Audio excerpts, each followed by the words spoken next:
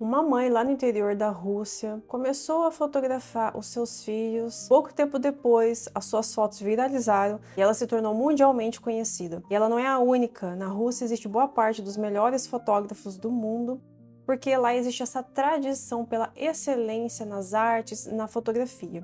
Nesse vídeo eu vou te ensinar como você pode se tornar um fotógrafo tão excelente quanto as russas, morando em qualquer lugar do Brasil, através dos 3 pilares da fotografia artística. O ano é 2012, numa pequena cidade chamada Andreapol, no interior da Rússia. Essa mãe, que vivia numa fazenda cheia de animais como gansos, coelhos, cachorros, gatos e as 4 estações supermarcadas, resolveu comprar uma câmera para não deixar passar batida a infância dos seus filhos. Ela começou a fotografar usando muita da sua intuição e aproveitando bastante da luz natural, mas também dos faróis de carros, luz de velas, neblinas, neve, tudo isso para realçar a fotografia e dar um efeito mais dramático. Ela então começou a postar suas fotos e elas viralizaram, até que em 2014 um artigo no site Bored Panda alcançou mais de 11 milhões de visualizações falando sobre a sua fotografia mágica. E desde então ela tem sido procurada para ensinar a sua técnica, que transmite ao mesmo tempo naturalidade e magia. Se você for dar uma pesquisada sobre fotografia artística ou até mesmo fotografia russa, vai ver que ela não é a única. Existem muitos fotógrafos incríveis na Rússia e existe até uma premiação chamada 35 Awards ou 35 Awards, que premia os melhores fotógrafos artísticos do mundo, e não à toa, boa parte deles são da Rússia. Mas na Polônia também existem muitos fotógrafos incríveis, e essa estética da fotografia já se espalhou para outros países da Europa e também América Latina. Ainda assim, não é tão comum você encontrar fotógrafos que saibam fotografar nesse estilo no Brasil. E aí que você tem uma grande oportunidade de se tornar um fotógrafo artístico na sua região e poder se destacar. Mas antes de eu te passar os 3 pilares da fotografia artística, que vai te ajudar a ter uma fotografia muito diferenciada já no primeiro ensaio, eu quero te falar sobre como que eu comecei e de onde vem a minha base para te ensinar a técnica. Sabe quando você tá no Facebook e um amigo seu curte uma publicação e o algoritmo mostra aquela publicação para você? Foi o que aconteceu comigo. Lá por volta de 2014, eu estava entediada com o meu trabalho, aquele que eu sonhava tanto em ter, trabalhar com cosmético, desenvolvendo shampoo e condicionador no laboratório. Eu já não aguentava mais aquilo, eu queria fugir. Estava pesquisando o que eu poderia fazer para empreender quando apareceu aquela publicação curtida pela minha amiga. Era foto de um cachorro que me chamou muita atenção pela estética. Eu nunca tinha visto até então um tipo de fotografia tão chamativa como eu vi naquele dia. Até então eu achava que fotografia era um negócio meio chato, nunca nem sequer passou pela minha cabeça fotografar. Eu tinha uma câmera que eu tinha comprado só para fotografar quando eu viajava, e eu fiquei completamente obcecada. Fotografia se tornou uma obsessão na minha vida, mas uma obsessão muito boa. Eu comecei então a acompanhar cada publicação daquela jovem fotógrafa americana de 18 anos e eu queria muito que aquela fosse a minha vida. Então eu resolvi entrar num curso de fotografia e antes de encerrar os primeiros 3 meses do curso, a professora deu um desafio. Você precisa fotografar leveza. E como leveza é algo meio abstrato, eu chamei uma colega que fazia balé para fotografar ela lá na Proador, no Rio de Janeiro, e eu me apaixonei. Eu achei tão incrível a experiência de sair para fotografar que eu fiquei viciada. E eu resolvi que eu queria fotografar pets depois de um tempo, porque a minha inspiração até então era pets. Eu não sabia que dava para ter esse estilo artístico em qualquer nicho da fotografia. Claro, falando assim de ensaios. Quando a gente fala de ensaios, você tem o controle da situação. Você controla a luz, o que a pessoa vai usar, o cenário. Diferente de um evento, de um casamento, uma festa de aniversário, onde você não controla nada. Então vamos focar em ensaios. Independente do que você gosta de fazer, pode ser feminino, casais, crianças, animais, você tem o controle da situação. Eu então comecei a fotografar animais, cachorros e gatos emprestados de pessoas que eu achava na internet, tentando imitar a fotografia que me inspirava. E eu não fazia a mínima ideia do que fazer, porque no curso básico de fotografia você aprende a usar uma câmera, você aprende os conceitos básicos, mas você não aprende o conceito artístico, essa visão artística que se usa na fotografia, abre aspas, fotografia russa. Eu tive que aprender por conta própria e entender o que atrapalhava e o que fazia sentido. Imagine então você comecei a fotografar animais que não são adestrados em cenários que não necessariamente são os mais adequados. O desafio era gigante e eu só não desisti porque aquilo se tornou uma obsessão na minha vida e eu tinha que fazer dar certo. Passados uns 2 anos, eu resolvi fazer a fotografia a minha profissão, mas eu queria que fosse uma fotografia artística. Eu não me interessava pela fotografia mais tradicional. Até então eu só conhecia a fotografia artística pet e eu achava que só tinha 2 fotógrafas no mundo que faziam esse tipo de fotografia, porque eu nunca tinha ouvido falar em nenhuma outra. Até que, por uma obra do destino, apareceu para mim o trabalho da Helena Shumilova e eu fiquei de boca aberta de novo, porque, meu Deus, dá para fazer isso com ensaios infantis também. E ali eu comecei a me interessar pela fotografia infantil e fui testando e como que eu poderia fotografar crianças com animais de uma forma mágica, tendo o equipamento que eu tinha. A primeira câmera que eu tinha era uma Canon T2i e uma lente do kit a 18-200, abertura 3.5. Eu achava ela ótima, mas eu percebi que ela não me trazia tanto resultado quanto eu gostaria. Troquei por uma câmera que eu uso até hoje, que é a Canon 5D Mark III, e comprei de forma errada a 50mm 1.4. Por quê? A 50mm é uma ótima lente, mas depende do que você quer fazer. Eu me inspirava nessas fotógrafas que tinham aquele fundo extremamente desfocado, por 2 motivos que elas conseguiam aquilo. O cenário que elas tinham é diferente do meu, elas tinham uma grande profundidade, e segundo, elas usavam a 135mm. E eu não entendia por que a 50 não me dava o mesmo resultado. Se você tem uma lente do kit e você não consegue tanto desfoque, eu aconselho que você faça mais fotos de pertinho, mais retratos. E a minha inspiração na época era justamente essas fotógrafas que mostravam muito do cenário, porque elas moravam em cenários incríveis, florestas e outros cenários que a gente não vê no Brasil. Você quer começar na fotografia artística, mas você tem um equipamento mais simples e você quer ter aquele baita desfoque de fundo, não precisa querer fazer exatamente como as outras fotógrafas fazem. Faça mais retratos de pertinho, porque quando você se aproxima do assunto, o fundo ele tende a ficar mais desfocado. É a mesma coisa com essa câmera aqui, olha. Quando eu chego pertinho da câmera, olha o que acontece com a luz lá atrás. O princípio é o mesmo, então faça fotos de pertinho. Outra coisa são os cenários russos. Dá uma olhada nas paisagens que elas têm à disposição. Isso não é só na Rússia, na Europa como um todo. Eu tô morando agora na Suécia e aqui do lado de fora já tem uma floresta, pleno outono, com cores incríveis para fotografar. E isso a gente não vê normalmente no Brasil. Isso não quer dizer que você não consegue ter resultados similares onde você mora. Dá uma olhada nas primeiras fotografias que eu fazia, quando eu tava tentando entender o que era essa fotografia artística, como que elas conseguiam aquele resultado sem ter nenhuma instrução, apenas meu curso básico de fotografia e usando as 50mm, e depois como ficou a minha fotografia com o tempo, não só porque eu passei a usar 135mm, mas principalmente porque eu entendi quais eram os pilares da fotografia artística que eu vou passar para você hoje. E não desanime, não pense que porque você não mora na Europa ou porque você não tem uma lente com uma 135 que você não pode começar. Fiz várias fotos que ficaram boas também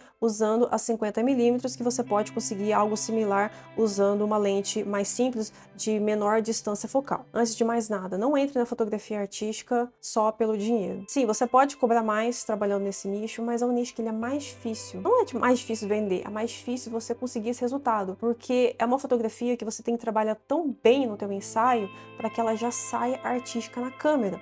Então você vai ter que escolher cenário a dedo, você vai ter que ver bem a roupa que a pessoa vai usar, você vai ter que trabalhar com uma luz específica, entre outras coisas que você vai ver daqui a pouco. Se você quer facilidade, então escolha outro nicho, outra profissão. A fotografia artística é para quem ama de paixão, para quem sente aquele desejo de criar algo artístico e ficar orgulhoso com o próprio trabalho e pensa, caramba, eu fiz isso aqui. A primeira forma de começar é entendendo como as fotógrafas estrangeiras fazem, ou aquela fotógrafa que tem aquele estilo que você gostaria de se inspirar nela. Então eu começava olhando, observando as fotos dessas fotógrafas e tentando entender o que tinha por trás ali da técnica. Assim que eu bolei os 3 pilares que vai te ajudar hoje. Esses 3 pilares, eu vou ser bem sincera, não tem um segredo, não é algo assim mirabolante. Você provavelmente já ouviu falar neles, mas fez vista grossa por algum motivo. A questão é, as russas não fazem vista grossa e elas levam bem a sério cada um desses pilares. Eu chamo de 3 L's para facilitar: luz, lugar liderar. Vamos começar com o primeiro L, luz. Dá uma olhada em algumas fotos antigas minhas, observe somente a luz, esquece todo o resto. E agora dê uma olhada em fotos mais recentes. Existe uma diferença grande, isso porque eu aprendi a dominar a luz. Pega papel e caneta e anota aí tudo que você tem que fazer. Primeira coisa, trabalhe com uma luz suave. Essa luz pode ser aquela do sol nascendo ou do sol se pondo. Eu começo a fotografar mais ou menos 1h30 antes do sol se pôr, porque é quando eu vou ter essa luz suave. Eu entendo que em alguns lugares do Brasil a luz ela é muito forte, mesmo no final da tarde. Você pode usar um rebatedor ou procurar de preferência uma sombra para suavizar essa luz dura que vai cair ali no seu assunto. Segunda coisa, você pode trabalhar com o tempo nublado. O tempo nublado é maravilhoso. Se você mora num local chuvoso, você tem sorte, aproveita. Alguns fotógrafos já entenderam que precisa de luz suave, que é melhor fotografar no final da tarde e evitar o que a gente chama de céu estourado. Mas muitos ainda não entenderam que a gente precisa evitar pontinhos luminosos que distraem na sua fotografia. Esses pontinhos luminosos é aquela luz forte que passou pelas folhas e ao invés de ser filtrada pelas folhas, elas aparecem em forma dessas bolinhas no fundo da foto. Alguns fotógrafos adicionam isso no Photoshop porque acham bonito. Eu aconselho que você evite. Mais uma vez, se você for olhar o trabalho dos grandes fotógrafos artísticos, vai ver que esses pontos luminosos não costumam aparecer. Então você consegue evitar isso trabalhando com uma luz suave, principalmente com o tempo nublado, facilita muito, ou simplesmente mudando o ângulo da sua câmera para pegar um fundo onde eles não aparecem. Você também consegue minimizar através do Photoshop, mas eu aconselho que você trabalhe bem essa luz já na sua câmera para não ter tanto trabalho de pós-produção depois. Para você ter aquela luz de recorte incrível, você precisa se posicionar a 45 graus do seu assunto. Então imagina que eu estou sendo a pessoa fotografada e atrás de mim está um raio de sol que está dando aquela luz de recorte bem bonita.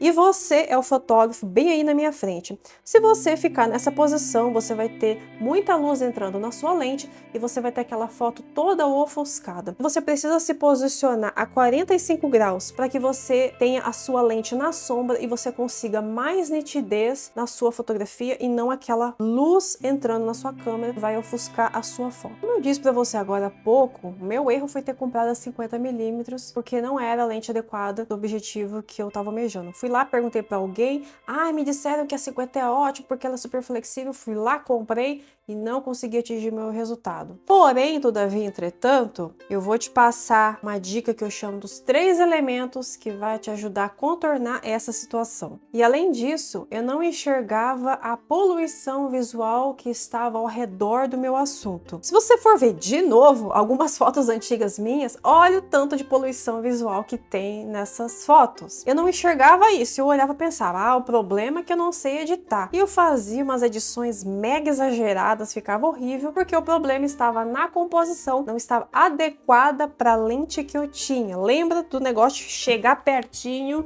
para você conseguir o desfoque? Pensando nisso em te ajudar, eu bolei a regra dos 3 elementos. Não tirei isso da internet, foi da minha cabeça mesmo. Anota aí. Se você tiver apenas 3 elementos além do seu assunto na sua fotografia, maiores são as chances de você evitar distrações visuais, poluição. O primeiro elemento é aquilo que está no chão, ou seja, a grama, a terra, a pedra, enfim, onde a pessoa está pisando. O segundo elemento é o fundo. Se você quiser desfoque, eu aconselho que esteja bem distante do seu assunto. E o terceiro elemento, ele é opcional, mas ele ajuda, é você colocar o teu assunto perto de um galho, perto de folhas, perto de alguma coisa que vai dar uma textura. Mas isso é opcional. E não existe regra infalível. Você pode fazer exatamente isso que eu te falei no local e a foto fica bem meia boca, e você pode fazer em outro local seguindo a mesma regra e vai ficar incrível, porque a gente está lidando com muitas variáveis, com luz diferente, cores diferentes, pessoas diferentes, então não existe uma regra infalível. Eu esqueci, esse é o segundo L, tá? É o lugar. Como fotografar no Brasil sem ter o cenário russo? Procure por elementos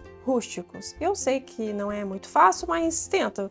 Pesquisa bem na sua cidade, veja onde você consegue arrumar uma cerquinha de madeira, pedra. Evite contrastes. Por exemplo, o teu assunto ele tá bem iluminado, tá chegando uma luz direta nele, só que o fundo, que é, por exemplo, um arbusto, tem pouca luz ali. Provavelmente esse fundo vai ficar preto e talvez tenha algumas partes ali que tá pegando mais luz, vai ficar mais claro, talvez aqueles pontinhos luminosos que eu recomendo você evitar, e daí você vai ter uma foto com muito contraste. Você vai olhar para sua foto depois e vai pensar, ué, mas eu não entendi, por que eu não consegui aqui? Não era para ter uma vegetaçãozinha. O problema é que você está tendo contraste. Observa de agora em diante a sua fotografia. Veja se não tem pontos onde tem muito escuro e outros onde tem muita luz. Esses contrastes distraem nossos olhos. Ao invés de a gente olhar para a pessoa, a gente está olhando para o fundo, para a distração. Então a distração não é só um carro estacionado ali no fundo, uma lixeira, é também a questão da luz, o contraste de luz e sombra no fundo. Olha, fugir de distrações é um grande desafio mesmo na natureza. Se você for fotografar num bosque, por exemplo, a gente sabe que no Brasil a vegetação é muito fechada. Isso faz com que você tenha muita informação numa foto e isso atrapalha para você ter aquele desfoque. Eu aconselho que você vá para regiões mais afastadas da sua cidade, vá para uma estrada de terra, para alguma fazenda, ou fotografe a pessoa com árvores no fundo, mas aquela árvore tem que estar bem longe para você conseguir aquele efeito almejado. Fica interessante se a árvore ela estiver do lado do seu assunto para dar aquela textura que eu falei, ou de repente ao redor da pessoa, em cima dela,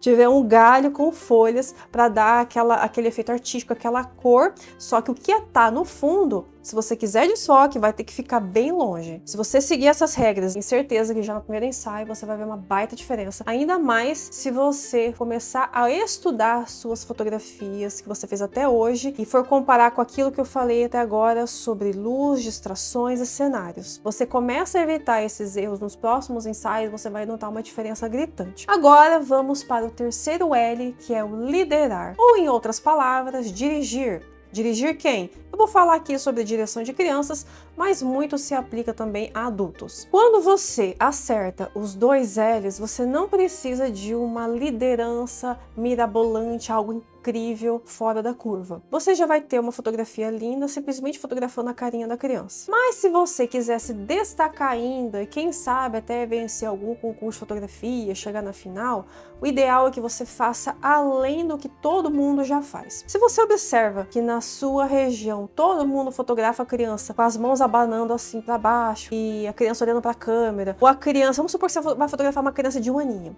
ela tá se apoiando numa mesa, ela tá ali se segurando na mesa e você chama ela, ô Mariazinha, o que a Mariazinha vai fazer? Ela vai olhar para a câmera e você vai fazer uma foto da Mariazinha olhando para a câmera, apoiando na mesa. Isso é uma foto que eu já vi em qualquer lugar, talvez você já tenha visto. Qualquer fotógrafo consegue fazer uma foto dessa, mas são poucos os fotógrafos que conseguem fazer fotos assim, como essa fotógrafa do Canadá, chamada Cassandra, que é Sandra Van Horn, ou também conhecida como Noelle Mirabella nas redes sociais dela. Observe o capricho que ela tem com os detalhes. Quando você consegue ter uma direção que foge da curva, pode ser a criança interagindo com o animal de uma forma tão suave que você não vai encontrar em outros fotógrafos, essa fotografia ela vai chamar mais atenção. É o efeito, ai que fofinho, aquela foto que a pessoa olha, ela pensa, uau, isso aqui é diferente, que lindo, que fofo, nossa, que interação. É aquela coisa que as pessoas às vezes não sabem explicar, acha que é simplesmente a foto de uma criança com um animal ou uma criança com um brinquedinho, mas na verdade tem ali no fundo uma direção, uma liderança fora da curva. Fazer diferente, eu sei que não é fácil, então o que você pode fazer além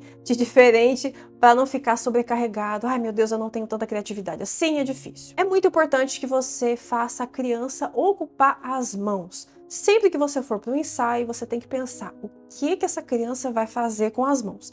Ela pode segurar um brinquedo, não vou entrar em detalhes sobre que tipo de brinquedo, vamos só se assentar as mãos. Ela pode brincar com o brinquedo, apoiar no animal, fazer carinho no animal. Se você não tem nada para dar para ela, você pega, arranca uma folha, dá para ela segurar e ficar olhando aquela folhinha e ela vai olhar a folha. Se for uma criança maior, que não vai ficar tipo, o que eu faço com isso aqui? Ela pode cheirar, ela pode simplesmente segurar no peito, pegar um monte de folha e jogar para cima. Você pode colocar a criança para catar folhinhas de uma árvore. Claro, você tem que pensar também na altura da árvore. Não vá para o ensaio sem pensar o que a criança vai fazer com as mãos, porque quando ela se mantém ocupada, não só a fotografia fica mais interessante, mas a tua liderança, a tua direção de ensaio, ela fica muito mais fácil, porque o foco da criança está naquele objeto, naquela brincadeira, e não em olhar para a câmera, ficar esperando o comando, principalmente com crianças muito pequenas que têm muita energia e precisam gastar. Eu não podia deixar de fora a questão da roupa. Você não precisa encomendar roupa super vintage